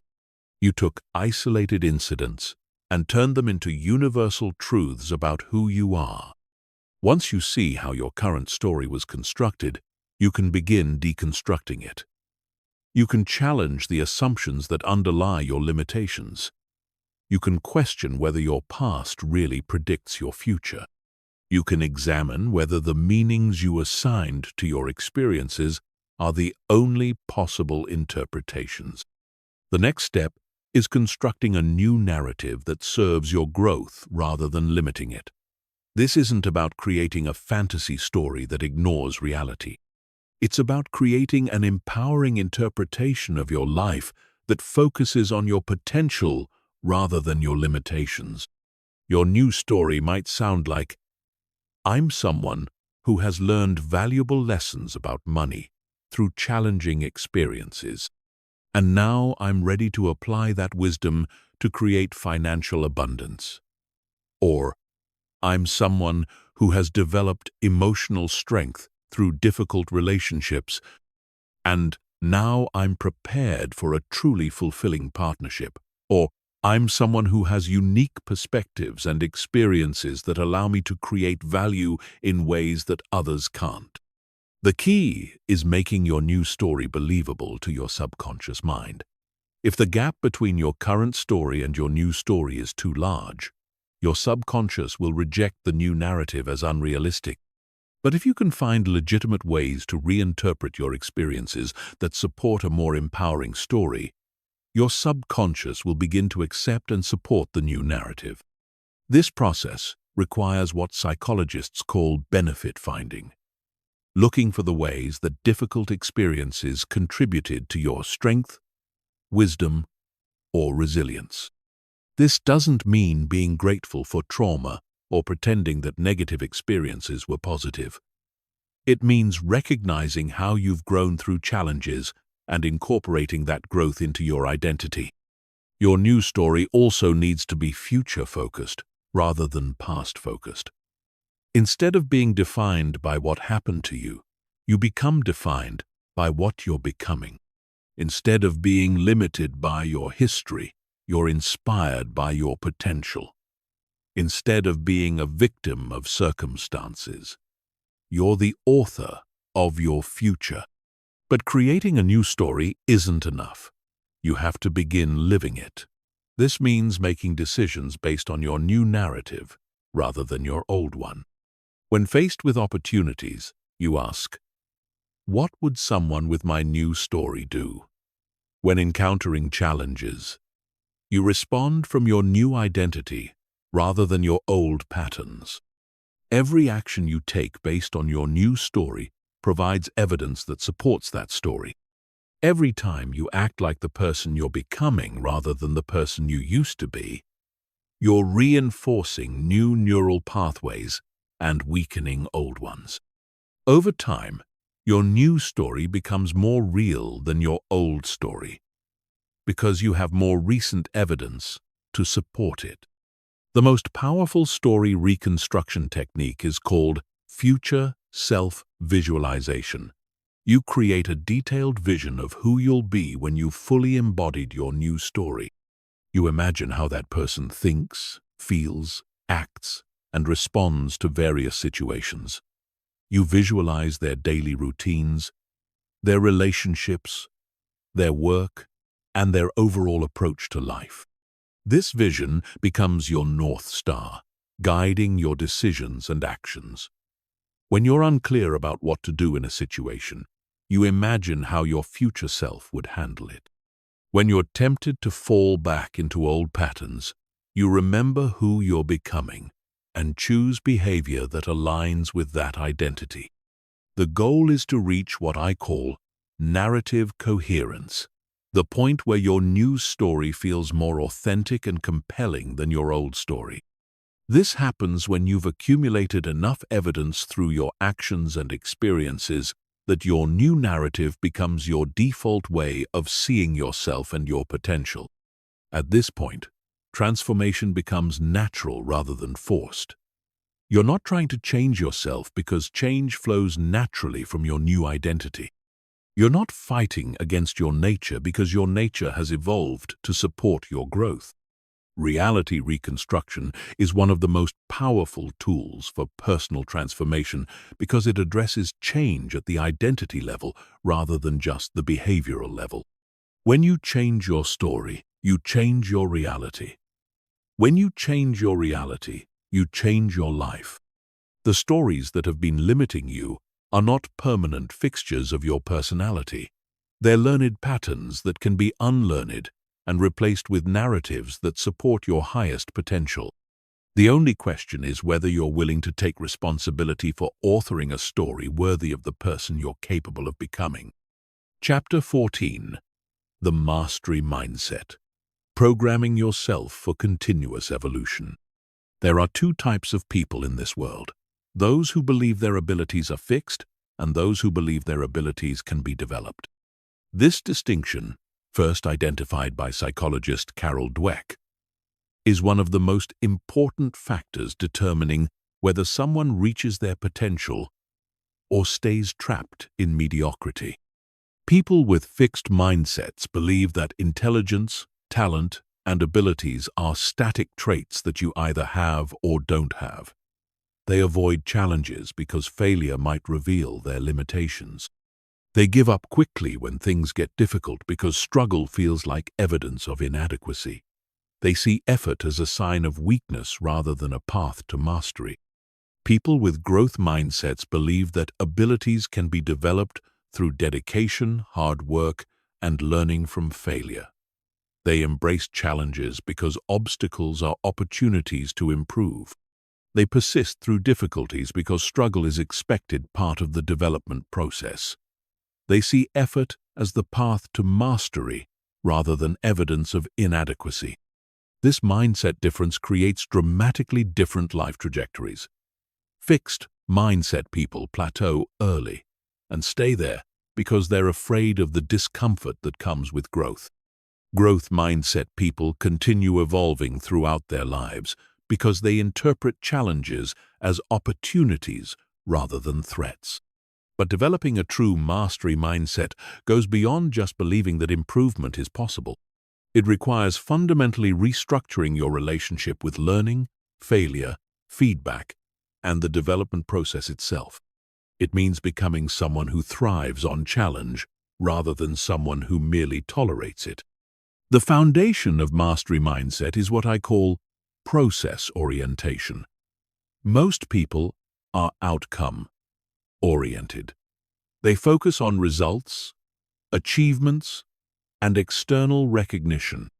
While outcomes matter, focusing primarily on results creates anxiety, impatience, and the tendency to quit when progress feels slow. Process-oriented people focus on the quality of their efforts rather than the speed of their results. They understand that mastery is developed through consistent practice over time, not through dramatic breakthroughs or sudden insights.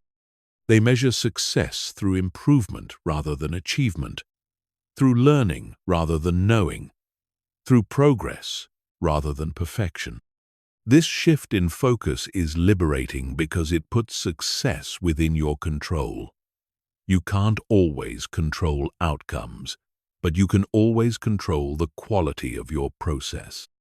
You can't determine when breakthroughs will happen, but you can ensure that you're consistently putting in the work that makes breakthroughs possible.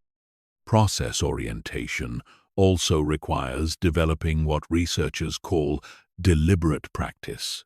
This isn't just regular practice or going through the motions. Deliberate practice involves focusing specifically on your weaknesses, seeking immediate feedback, and operating at the edge of your current capabilities. Most people avoid deliberate practice because it's uncomfortable. It requires you to constantly work on things you're not good at yet. It forces you to confront your limitations rather than hiding in your areas of existing strength. It demands that you embrace the discomfort of not knowing rather than the comfort of repeating what you already know. But this discomfort is where mastery is forged. Every time you practice something difficult, you're literally rewiring your brain to handle more complexity. Every time you struggle with a challenge and push through, you're expanding your capacity for future challenges. Every time you confront a weakness and work to improve it, you're becoming more complete as a performer. Mastery mindset also requires redefining your relationship with failure. In a fixed mindset, failure represents evidence of inadequacy. In a mastery mindset, failure represents valuable information about what needs to be improved. The goal isn't to avoid failure. The goal is to fail faster and learn faster so you can improve faster. This means seeking out situations where failure is likely because those are the situations where learning is maximized. It means viewing setbacks as feedback rather than verdicts. It means extracting lessons from every experience, especially the painful ones, because pain often signals the most important learning opportunities. The most successful people in every field share this relationship with failure. They fail more often than average performers because they attempt more difficult challenges. But they also learn more from their failures because they've trained themselves to extract maximum value from every setback. Another crucial component of mastery mindset is what I call beginner's mind. This is the ability to approach familiar situations with fresh eyes and curiosity, rather than assuming you already know everything there is to know. Beginner's mind prevents you from becoming stagnant in your learning and keeps you open to new insights and improvements. Even when you become highly skilled in an area, maintaining beginner's mind allows you to continue discovering new layers of depth and sophistication. The moment you think you've mastered something completely, you stop growing in that area. The moment you approach something with genuine curiosity, new possibilities for improvement become visible. This requires intellectual humility, the recognition that there's always more to learn, regardless of your current level of expertise. The most masterful performers are often the most curious about their field because they understand that mastery is an ongoing process rather than a destination you reach once. Mastery mindset also involves developing what researchers call intrinsic motivation. This means finding satisfaction in the process of improvement itself, rather than depending on external rewards for motivation. While external recognition is nice, it's unreliable and outside your control. Intrinsic motivation is sustainable because it comes from within. People with strong intrinsic motivation love the process of getting better at things. They enjoy the puzzle-solving aspect of overcoming challenges. They find satisfaction in the gradual development of their capabilities. This internal motivation allows them to persist through periods when external rewards are scarce and progress feels slow. Building intrinsic motivation requires connecting your development efforts to your deeper values and sense of purpose. When you understand why mastery matters to you personally, the effort required to achieve it feels meaningful rather than burdensome. When improvement aligns with your identity and values, motivation comes naturally rather than needing to be manufactured. The ultimate expression of mastery mindset is what I call continuous evolution. This means viewing yourself as a work in progress rather than a finished product. It means staying curious about your potential rather than settling for your current capabilities. It means embracing change rather than resisting it. Continuous evolution requires comfort with uncertainty because growth always involves moving into unknown territory. It requires patience with the development process because meaningful improvement takes time. It requires persistence through plateaus because progress isn't always linear. But the rewards of mastery mindset extend far beyond skill development. When you approach life with genuine curiosity, ongoing challenges, and commitment to growth, life becomes infinitely more interesting and fulfilling. You stop being bored because there's always something new to discover. You stop being intimidated by challenges because you see them as opportunities to become more capable. Most importantly, mastery mindset gives you control over your future. When you know you can develop any capability you need, you're not limited by your current skills or knowledge. When you trust in your ability to learn and adapt, you can pursue opportunities that others avoid because they seem too difficult or unfamiliar. The choice between fixed and growth mindset is one of the most important decisions you'll ever make. It determines whether you spend your life protecting your current identity or expanding it, whether you avoid challenges or embrace them, whether you see obstacles as threats or opportunities. Mastery mindset isn't just a way of thinking about skill development. It's a way of approaching life that creates unlimited potential for growth, fulfillment, and impact. And like every other aspect of mental programming, it's a choice you can make and reinforce through conscious practice until it becomes your natural way of being. Chapter 15. The Unstoppable Identity. Becoming the person who never quits. Everything we've discussed in this program comes down to one fundamental question. Who are you becoming? Not who you are, not who you've been, but who you are in the process of becoming. Because the person you're becoming will determine the life you create, the challenges you overcome, and the impact you make in this world. Most people drift through life without ever consciously choosing who they want to become. They let circumstances, other people's expectations, and random events shape their identity. They react to life rather than creating it. They become victims of their programming rather than architects of their potential. But you have a choice. You can continue letting external forces determine your identity, or you can take conscious control of who you're becoming. You can continue being defined by your past, or you can start being defined by your potential. You can continue operating from limiting beliefs about what's possible for you, or you can reprogram your mind for unlimited growth. The most powerful identity you can develop is what I call the unstoppable identity. This isn't about becoming arrogant or thinking you're better than others. This is about becoming someone who never gives up on themselves, never accepts limitation as permanent, and never stops growing regardless of circumstances. Unstoppable people aren't people who never face obstacles. They're people who have developed such strong internal resolve that external obstacles become irrelevant to their long-term trajectory. They might get knocked down, but they always get back up. They might face setbacks, but they never interpret setbacks as evidence that they should quit. This identity is built on several core beliefs that become so deeply embedded in your subconscious that they operate automatically.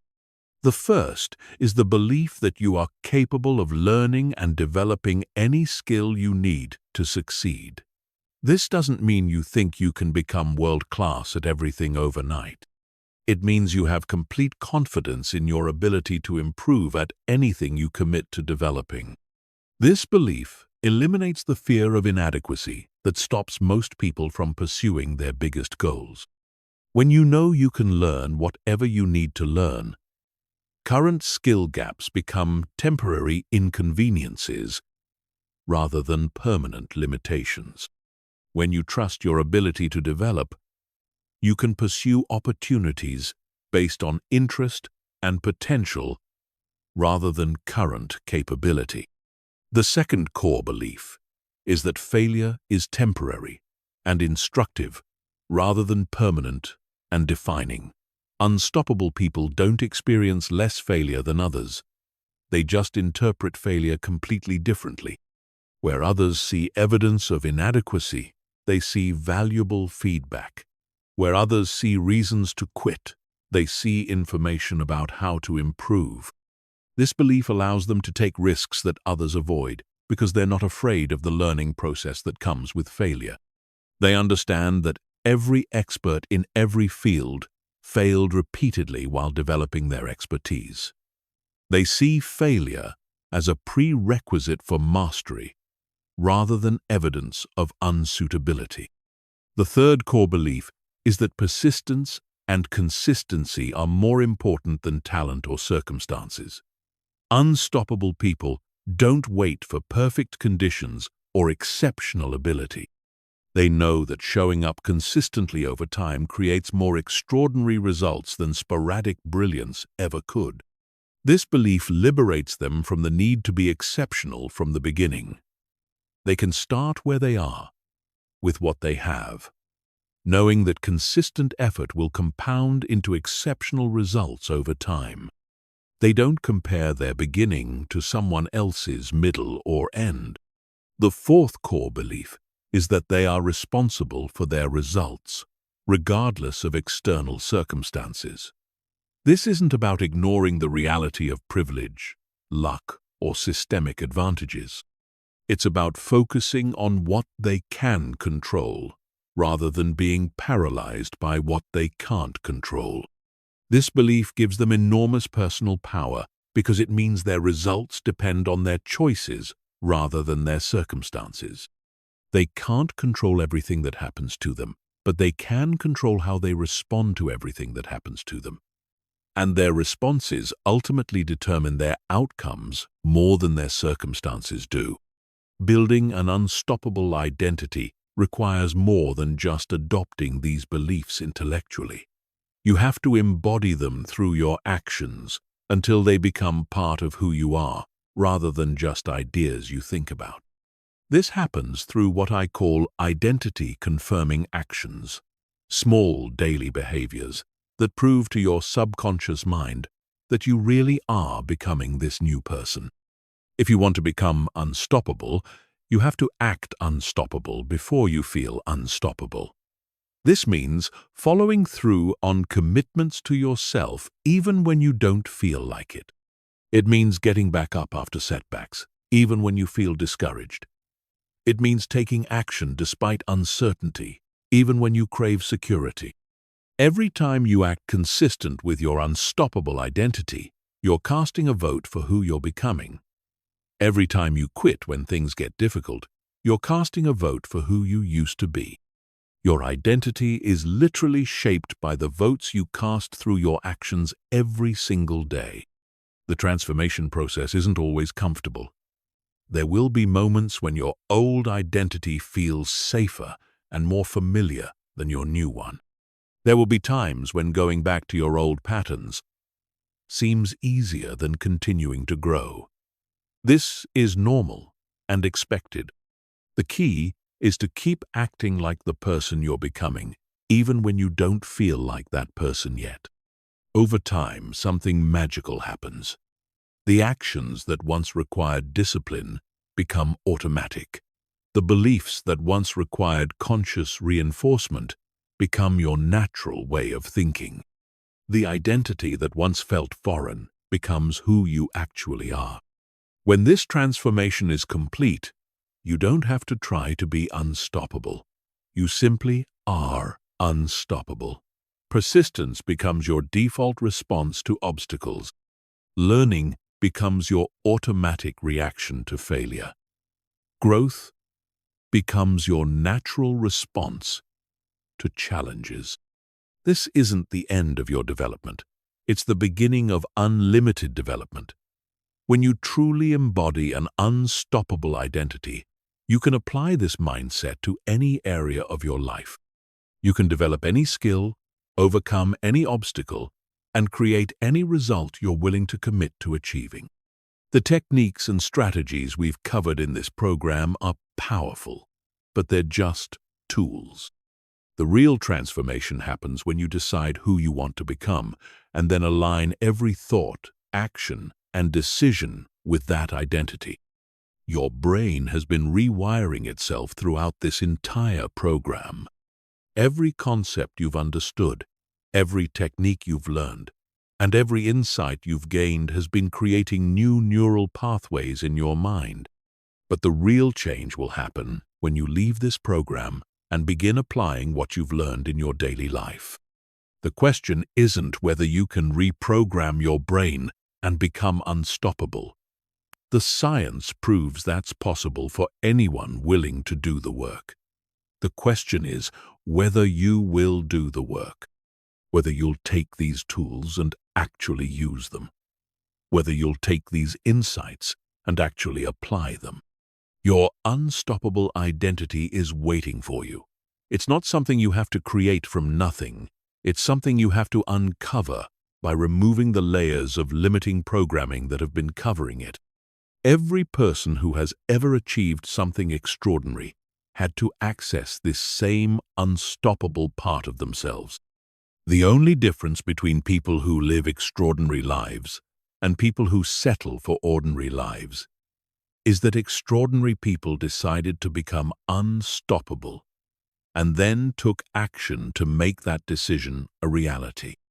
They didn't wait for permission, perfect conditions, or complete certainty. They started where they were and became who they needed to become through the process of consistent action. That same opportunity is available to you right now. Your past doesn't determine your future. Your current circumstances don't define your potential. Your limiting beliefs don't have to become your permanent reality. You have everything you need to reprogram your brain and become unstoppable. The techniques exist. The science is proven. The only question remaining is, what are you going to do with this information? Because information without implementation is just entertainment. Knowledge without action is just potential. Understanding without application is just wishful thinking. Your unstoppable life is waiting for you to claim it. The time is now. The choice is yours. And the power has been within you all along.